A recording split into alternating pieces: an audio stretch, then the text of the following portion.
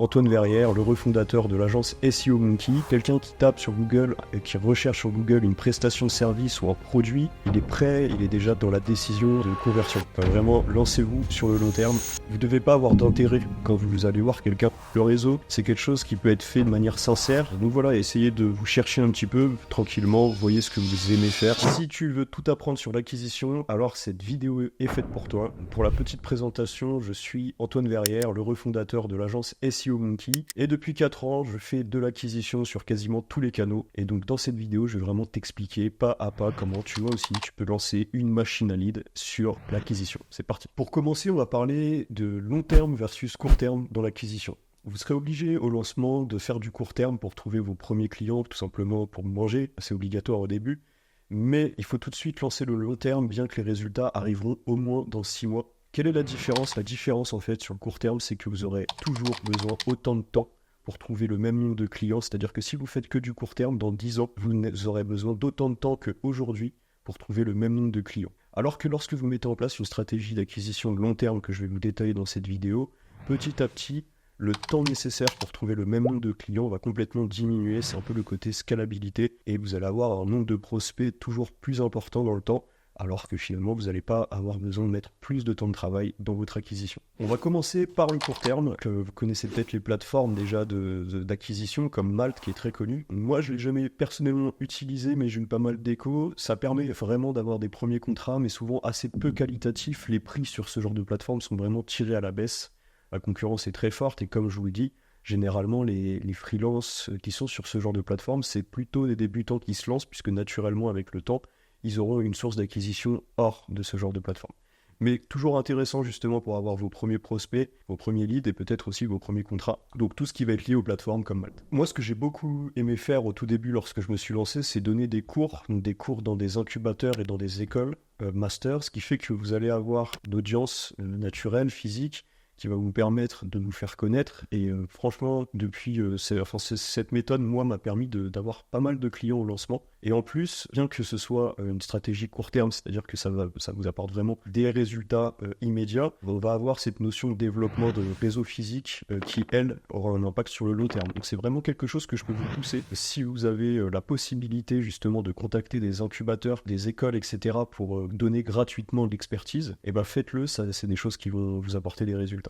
On s'était noté aussi la publicité, donc on a eu la chance la semaine dernière de recevoir Hugues Marchal qui est expert en acquisition paid sur le podcast MVP avec Paul Venjon. Et globalement, la publicité c'est quelque chose assez contre-instinctivement, c'est du long terme. C'est-à-dire que lorsqu'on commence à faire de la publicité, il ne faut pas viser dès le début du retour sur investissement, il va falloir viser une évolution de la notoriété, capitaliser, aller récolter de la data.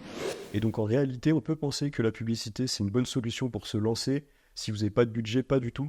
Ça va vous coûter assez cher avant d'avoir vraiment quelque chose qui vous apporte un bon retour sur investissement. Vous pouvez toujours essayer, sur certaines niches très particulières, peut-être que vous pouvez avoir un petit ROI. Mais généralement, la publicité, en fait, il faut quand même avoir une vision long terme, il faut avoir une offre très bien construite et se dire qu'en fait, on va utiliser l'acquisition suite aux canaux publicitaires dans le temps grâce à du retargeting, etc. Le réseau physique, pour moi, c'est la chose la plus importante au début si vous souhaitez vous lancer parce que, comme je vous ai dit, vous allez avoir des résultats sur le court terme et en même temps, vous allez construire quelque chose de très long terme, c'est-à-dire que lorsqu'on fait du réseau physique, parfois il ne faut pas attendre des résultats immédiats, au contraire ça peut être dans 1 an, 2 ans. Par contre, on peut également avoir des résultats immédiats. Donc le réseau physique, ça peut passer par plein de choses différentes. Vous pouvez par exemple contacter des gens qui sont influents sur votre thématique, par exemple sur Twitter, sur LinkedIn. Vous pouvez participer à des événements. Attention un petit peu à l'entre-soi par contre sur ce genre de choses parce que vous allez être avec des gens qui font tous la même chose et finalement ça ne va pas forcément vous apporter des clients, mais par contre un réseau quand même sympa de passionnés. Donc voilà, en tout cas le réseau physique c'est quelque chose qu'il ne faut pas négliger. Là-dessus, Emmanuel de Vaumoré nous a dit quelque chose d'assez intéressant que peut-être va inspirer certains d'entre vous, c'est que le réseau, c'est quelque chose qui peut être fait de manière sincère et c'est pas forcément quelque chose qui nécessite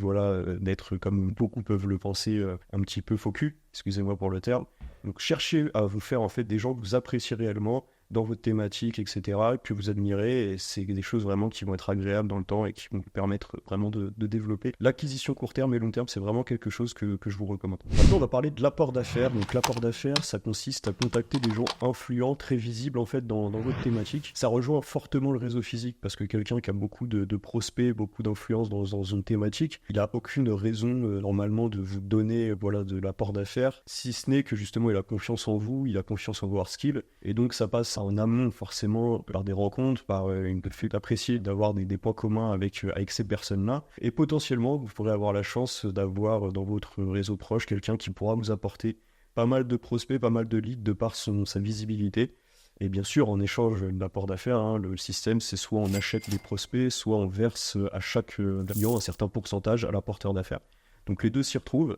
La différence, c'est que l'apporteur d'affaires, il a le choix entre peut-être 100 candidats, et que vous n'avez pas le choix, vous avez très peu de gens influents dans votre thématique. Donc c'est pour ça qu'il y a un côté également réseau avant de pouvoir activer ce canal d'acquisition. La prospection, donc la prospection, en quoi ça consiste? Ça consiste à scraper de la donnée, par exemple sur GMB, Google My Business, LinkedIn. Il y a plein d'outils qui le permettent, comme Prospecting, Wallaxy, Lemlist, etc., qui sont eux, c'est vraiment les top leaders de ce genre de choses. L'idée, c'est de faire du call, donc par exemple du call mailing, du call LinkedIn, même du call. Moi, personnellement, j'aime pas du tout ça. Là-dessus, on est vraiment sur quelque chose, une démarche très très court terme. Pour reprendre un petit peu ce que je disais au début, si vous faites ça, vous capitalisez pas du tout sur le long terme, c'est-à-dire que vous allez toujours nécessiter autant de temps de travail dans 6 mois qu'aujourd'hui pour trouver le même nombre de clients. Donc moi, vraiment, c'est pas quelque chose que je vous recommande. Maintenant, il paraît qu'il y a des gens pour qui ça a marché. En tout cas, sachez que tous les gens aujourd'hui que je connais dans mon entourage, qui ont une grosse source d'acquisition, qui ont beaucoup de prospects, aucun n'utilise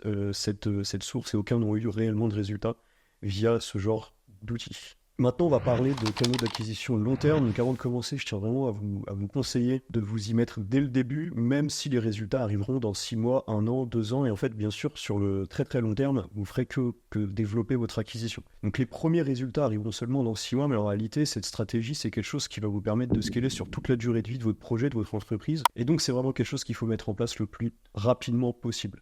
Moi, par exemple, j'avais fait l'erreur d'activer le long terme un petit peu tard. J'avais pris, je pense, pendant 6 mois, 1 an, la décision de faire que du court terme.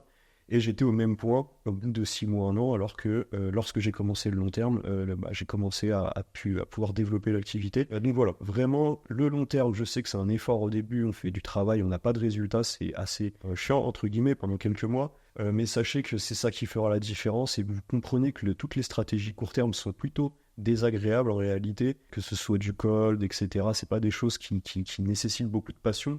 Alors que sur le long terme, vous allez voir, c'est des choses que vous pourrez mettre en place qui sont plutôt passionnantes, qui vont vraiment être intéressantes. Vraiment, lancez-vous sur le long terme. Petit aparté avant de commencer et de vous présenter différents canaux. Premier canal d'acquisition long terme, le SEO. Donc le SEO, c'est super parce qu'on a une intention de recherche qui est transactionnelle, qui peut être transactionnelle en SEO, ce qui n'est pas le cas sur YouTube, ce qui n'est pas le cas sur les réseaux sociaux. Vous imaginez que quelqu'un qui tape sur Google et qui recherche sur Google une prestation de service ou un produit, il est prêt, il est déjà dans la décision de conversion. Donc c'est pour ça que ça restera quelque chose de très très très puissant, le SEO, c'est parce qu'il y a l'intention de recherche derrière qui est orientée transactionnelle. Lancez-vous sur le SEO. Si vous faites du service, il y a de grandes chances que vous faites du service si vous êtes ici. Ça sera surtout du SEO local, service, expertise, localité. Donc là-dessus, concentrez-vous bien sur ce genre de requête cible, à savoir par exemple si vous êtes un freelance ou un graphiste, focusez-vous sur graphiste, plus localité ou plus secteur d'activité. Faites une page par requête cible. Donc voilà, le SEO, c'est un peu mon expertise. Donc si vous souhaitez avoir plus d'infos, vous